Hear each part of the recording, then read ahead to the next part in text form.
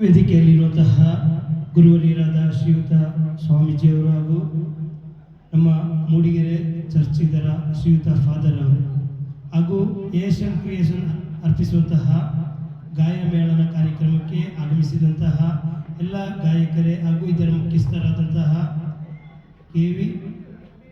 Ajit KVR ಮತ್ತು ನವೀಶ್ರೀ madam ಅವರೇ, ಇದೊಂದು ಬಹಳ ಉತ್ತಮವಾದಂತಹ ಕಾರ್ಯಕ್ರಮ. ಯಾಕಂದರೆ ಗಾಯನದೊಂದಿಗೆ ಸೌಹಾರ್ದತೆಯನ್ನು ಬೆಳೆಸುವಂತಹ ಒಂದು ಕಾರ್ಯಕ್ರಮದಲ್ಲಾಗಿದೆ ನಾವೆಲ್ಲರೂ ಕೂಡ ಭಾಗಿಯಾಗಿರೋದು.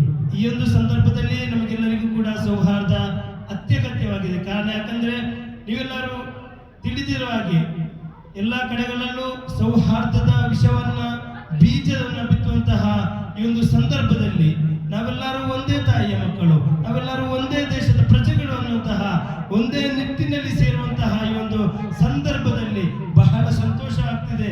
ಕಾರಣ ಮಂಗಳೂರುಗಳಲ್ಲೆಲ್ಲ ನಾವು ಕಾಣ್ತಾ ಇದ್ದೇವೆ ಸೌಹಾರ್ದವನ್ನ ಇಲ್ಲದಾಗಿಸುತ್ತಾ ಮಾಡುವಂತಹ ಒಂದೊಂದು ಕಾರ್ಯಗಳು, ಸೌಹಾರ್ದಕ್ಕೆ ಬೆಲೆ ಇಲ್ಲದಂತಹ ರೀತಿಯಲ್ಲಿ ಮುನ್ನಡೆಯುತ್ತಿರುವಂತಹ ಒಂದು ವಿಷಯಗಳು ನಾವು ನೋಡ್ತಾ ಇದ್ದೀವಿ. ಡಾಕ್ಟರ್ BR ಅಂಬೇಡ್ಕರ್ ದಾದಾ ಸಾಹೇಬ್ ಅವರು ನಮಗೆ ತಂದುಕೊಟ್ಟಂತಹ ಆ ಸಂವಿಧಾನವನ್ನ ತಿರುಚಿಡ್ಲಿಕ್ಕೆ ಹಲವಾರು ಜನರು ಶ್ರಮಿಸುವಂತಹ ಈ ಒಂದು ವೇಳೆಯಲ್ಲಿ ನಾವೆಲ್ಲರೂ ಸೌಹಾರ್ದತೆಯಲ್ಲಿ ಕೈ ಜೋಡಿಸ್ತಿರುವುದು ಬಹಳ ಉತ್ತಮ ಕಾರ್ಯ. ಅದರಲ್ಲೂ ನಮ್ಮ ಮಲೆನಾಡು ಅದು ಸೌಹಾರ್ದತೆಯಲ್ಲಿ ಹೆಸರುವಾಸಿಯಾದಂತಹ ಒಂದು ಮಲೆನಾಡು ಪ್ರದೇಶವಾಗಿದೆ. ಯಾಕಂದ್ರೆ ಎಲ್ಲಿ ಹೋದ್ರೂ ಕೂಡ ನಮ್ಮ ಮಲೆನಾಡಿನ ಕುರಿತು ಅದು ಸೌಹಾರ್ದದ ತಾಣ, ಅದು ಸೌಹಾರ್ದದ ನಾಡು, ಅದು ಸೌಹಾರ್ದವನ್ನು ಪ್ರೇಮಿಸುವಂತಹ ಜನರಿರುವಂತಹ ನಾಡಾಗಿದೆ ಅಂತ ಎಲ್ಲರೂ ಹೇಳುವಾಗ ನಮಗೆ ಸಂತೋಷವಾಗುತ್ತಿದೆ.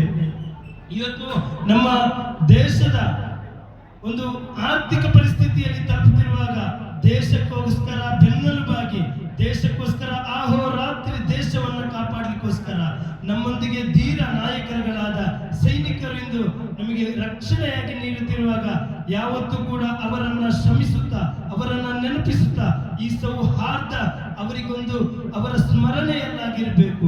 ಅದೇ ರೀತಿ ನಮ್ಮ ಈ ದೇಶಕ್ಕೋಸ್ಕರ, ಸ್ವಾತಂತ್ರ್ಯಕ್ಕೋಸ್ಕರ, ನಮ್ಮ ನಾಡಿಗೋಸ್ಕರ, ನಮ್ಮ ನಮಗೆ ಈ ಸ್ವಾತಂತ್ರ್ಯದಲ್ಲಿ ಜೀವಿಸಲಿಕ್ಕೋಸ್ಕರ ನಮಗೆ ದಾರಿ ಮಾಡಿಕೊಟ್ಟಂತಹ ಅನೇಕ ನಾಯಕರುಗಳಿದ್ದಾರೆ. ಡಾಕ್ಟರ್ BR ಅಂಬೇಡ್ಕರ್ ಅಂತಹ, ಅದೇ ರೀತಿ ಬಸವಣ್ಣ, ಅದೇ ರೀತಿ ಏಳನ್ನು ಮುಗಿಸಲಾಗದಂತಹ ಎಷ್ಟೋ ನಾಯಕರುಗಳಿದ್ದಾರೆ.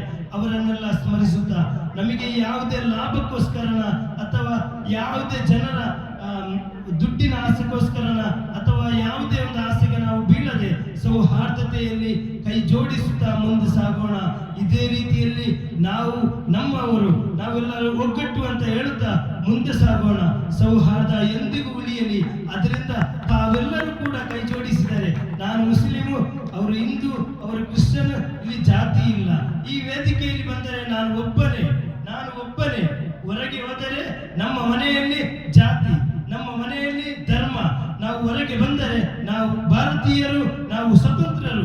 ನಮಗೆ ಸ್ವತಂತ್ರವನ್ನು ತಂದುಕೊಟ್ಟಂತಹ ಪರಮ ಪೂಜ್ಯ ಗಾಂಧೀಜಿ ಅವರು ಹಾಗೂ ಸ್ವತಂತ್ರವನ್ನು ತಂದುಕೊಟ್ಟಂತಹ ಅದೆಷ್ಟೋ ಮಹಾತ್ಮರು ಹುತಾತ್ಮರಾಗಿದ್ದಾರೆ. ಅವರ ಚರಿತ್ರೆಯನ್ನು ನೆನಪಿಸುತ್ತಾ ನಮ್ಮ ಪೀಳಿಗೆಗಳಿಗೆ, ಮುಂದಿನ ತಲೆಮಾರುಗಳಿಗೆ ಅದನ್ನ ಅವರಿಗೆ ತಿಳಿಸುತ್ತಾ ಏನಿದು ಸ್ವತಂತ್ರ, ಎತ್ತ ಸಾಗುತ್ತಿದೆ ದೇಶ, ಇದರ ಕುರಿತು ನಮ್ಮ ಮಕ್ಕಳಿಗೆ ತಿಳಿಸುತ್ತಾ ಸೌಹಾರ್ದತೆಯಲ್ಲಿ ಇರಲು ನಾವೆಲ್ಲರೂ ಪ್ರೇರೇಪಿಸುತ್ತಾನೆ ಅಂತ ಹೇಳುತ್ತಾ ನನಗೆ ಮಾತನಾಡಲಿಕ್ಕೆ ಅವಕಾಶ ಮಾಡಿಕೊಟ್ಟ ತಮಗೆಲ್ಲರಿಗೂ ವಂದಿಸುತ್ತಾ ಜೈ ಹಿಂದ್, ಜೈ ಭೀಮ್, ಜೈ ಕರ್ನಾಟಕ.